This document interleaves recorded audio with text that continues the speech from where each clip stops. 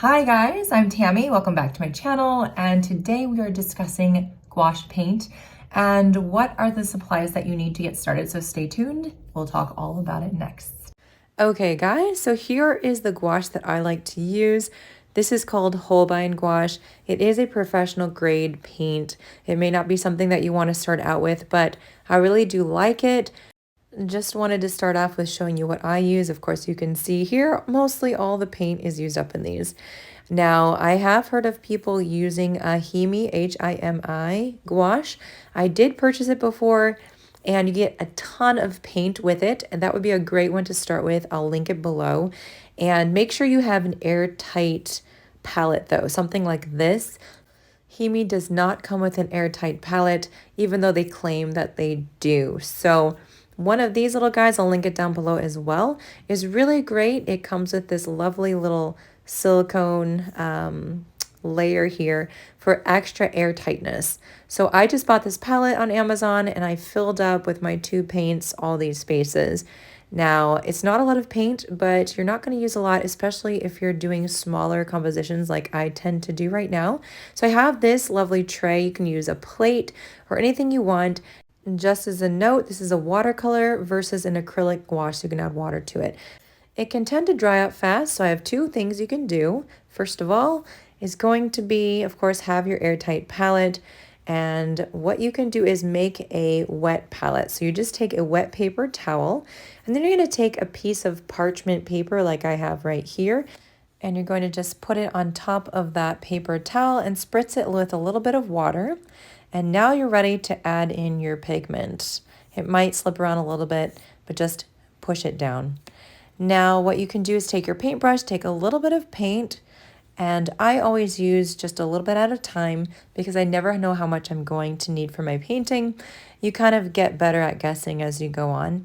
And so we'll add some of this paint to the palette and it should stay pretty moist. Now another thing you can do is take a wonderful little medium that I just learned about. It's called blending medium. It's for watercolor. And you just take a couple drops and put them in each well and mix it up with a little toothpick. This is going to keep your paint from drying out as fast. This liquid will take a little bit longer to evaporate more than just with water in your paint, so it gives you a little bit more time.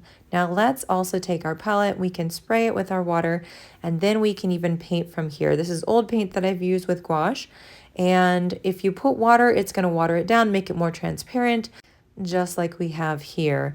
But if you'd like to do thicker layers and make it more opaque, you can just take paint from your wet palette or your palette and just plop it on that paper. Okay, let's talk papers. So I use the same type of papers that I do for my watercolor, but this is a very great beginner's paper. Canson is wonderful. It's a thick paper. You can use it for all types of media. Here is a little example of something I painted for a commission on the right, and then a video on the left here. It doesn't really matter too much about the texture, although a lot of people like less of a big texture and more of a smoother surface for gouache, but really up to you. Here's a couple of the sizes. And then the other one that I really love to use for watercolor and for gouache is this sketchbook. Here's a couple of gouache paintings that I recently did. I'll probably make some tutorials on that for either YouTube or Patreon. But this paper, you can paint on both sides. The texture is just about the same. I wouldn't worry too much about it being too bumpy. Some papers are too textury. This little guy is great for sketching and painting in the field. I think it's 3.5 by 5.5 inches. I've got some gouache landscapes in there, mostly watercolor, but it's a great little pocketbook. Absolutely fantastic for the field. Now, this is a mixed media paper that I absolutely love. It's by Hobby Lobby, Master's Touch, and it's wonderful because you can practice your sketches and then add some gouache later, something my daughter did. Really nice and very affordable. There's the Master's Touch right there. Anyway, highly recommend it. Okay, now let's talk about brushes. So if you want to invest a lot of money in gouache brushes, you can do that, or you can take the brushes you have. This is the collection of brushes I like to use. First of all, I like to have a round brush. This is a number 6, and I use it for a lot of things. This is a number 2, which is great for the details. And then I also like to have this square brush, which is wonderful. It's great for doing a lot of those mountain details and water as well. So let's practice this out just a little bit here. So if we are going to apply the 2 methods we talked about, first of all, we would go very transparent. It looks like watercolor, a lot of water, very little pigment, and it's really nice. Sometimes people like to use a very light wash at the beginning. Here I'm applying it very thick straight off the palette. There's just enough water that I can actually mix it on my brush. Well, guys, I hope that you've enjoyed seeing what supplies I recommend. Make sure to use budget-friendly supplies. If you need to, you can add something more expensive over time, but it's an investment.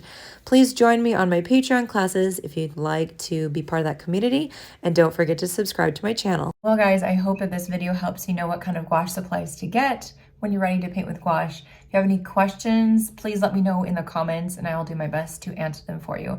Remember that you can paint on any budget, and if you need to save up slowly to get one thing at a time, that's okay to do. Enjoy yourselves, happy painting, and I'll see you on the next video.